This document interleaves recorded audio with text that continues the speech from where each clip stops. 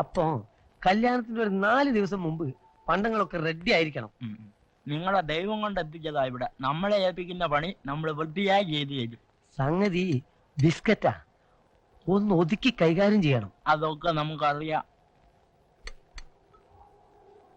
അപ്പളേ നമുക്ക് പോയിട്ട് ഓരോ സ്മോൾ അടിച്ച് വരിക. അതിനിവിടെ ആളില്ലാതെ. അതിനെന്തിനാണ് ഇപ്പൊ ഇവിടെ ആള്?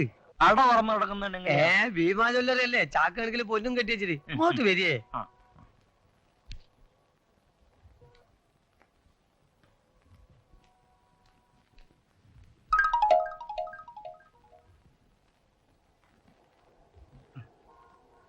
എന്റെ കർത്താവേ.